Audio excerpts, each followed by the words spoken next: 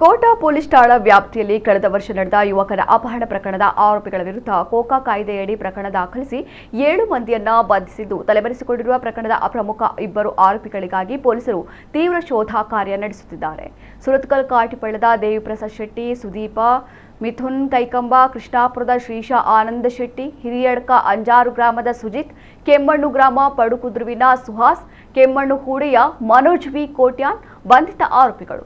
ಈ ಪ್ರಕರಣದ ಪ್ರಮುಖ ಆರೋಪಿಗಳಾದ ಮಂಗಳೂರು ಜೋಕಟ್ಟೆಯ ಮನೋಜ್ ಕೋಡಿಕೆರೆ ಹಾಗೂ ಬಂಟ್ವಾಳ ತಾಲೂಕಿನ ಪಡುರೊಟ್ಟಿಗುಡಿಯ ಚೇತನ್ ಕುಲಾಲ್ ಎಂಬುವರು ತಲೆಮರೆಸಿಕೊಂಡಿದ್ದಾರೆ ಎಂದು ಪೊಲೀಸರು ತಿಳಿಸಿದ್ದಾರೆ. ಸಾಸ್ತಾನದಲ್ಲಿರುವ ಕೋಸ್ಟಲ್ ಪ್ಯಾರಡೈಸ್ ಹೋಟೆಲ್ ಎದುರು ರಸ್ತೆಯಲ್ಲಿ ಸಿದ್ದಾಪುರ ಗ್ರಾಮದ ಮೋಹನ್ ದಾಸ್ ಶೆಟ್ಟಿ ಎಂಬುವರ ಮಗ ತೇಜಸ್ಸನ್ನ ತಂಡವೊಂದು 2025 ನವೆಂಬರ್ 19ರಂದು ಮಧ್ಯಾಹ್ನ ಅಪಹರಣ ಮಾಡಿಕೊಂಡು ಹೋಗಿದ್ದು, ಮನೋಜ್ ಕೋಡಿಕೆರೆ ಸೂಚನೆಯಂತೆ ಆತನ ಕಡೆಯ 2 ರಿಂದ 3 ಮಂದಿಯ ತಂಡ ನನ್ನನ್ನು ಕಿಡ್ನಾಪ್ ಮಾಡಿಕೊಂಡು ಹೋಗಿರೋ ವಿಚಾರವನ್ನ ತೇಜಸ್ ಫೋನ್ ಮೂಲಕ ತಿಳಿಸಿದ್ದ.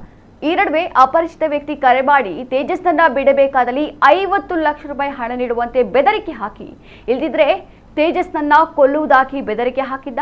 ಮತ್ತೆ ಅದೇ ವ್ಯಕ್ತಿ ಕರೆ ಮಾಡಿ 3 ಕೋಟಿ ಹಣ ನೀಡಿದ್ರೆ ಮಾತ್ರ ತೇಜಸ್ನನ್ನ ಬಿಡುತ್ತೇವೆ, ಇಲ್ಲವಾದ್ರೆ ಆತನನ್ನ ಕೊಲೆ ಮಾಡಿ ಬಿಸಾಡ್ತೇವೆ ಎಂದು ಬೆದರಿಕೆ ಹಾಕಿರುವ ಬಗ್ಗೆ ದೂರು ನೀಡಲಾಗಿತ್ತು. ತನಿಖೆ ಆರಂಭಿಸಿದ ಪೊಲೀಸರು ಕೋಕಾ ಕಾಯ್ದೆಯಡಿ ಆರೋಪಿಗಳನ್ನ ಬಂಧಿಸಿದ್ದಾರೆ. ಅಲ್ಲದೆ ಪರಾರಿಯಾಗಿರುವ ಮನೋಜ್ ಕೋಡಿಕೆರೆ ಹಾಗೂ ಚೇತನ್ ಎಂಬ 2 ಆರೋಪಿಗಳನ್ನ ಪತ್ತೆ ಹಚ್ಚಿಕೊಟ್ಟಲ್ಲಿ 50,000 ರೂಪಾಯಿ ಬಹುಮಾನ ನೀಡುವುದಾಗಿ ಪೊಲೀಸರು ಪ್ರಕಟಿಸಿದ್ದಾರೆ. ಕೋಟಾ ಪೊಲೀಸ್ ಠಾಣೆಯಲ್ಲಿ ಪ್ರಕರಣ ದಾಖಲಾಗಿ ತನಿಖೆ ಮುಂದುವರೆದಿದೆ.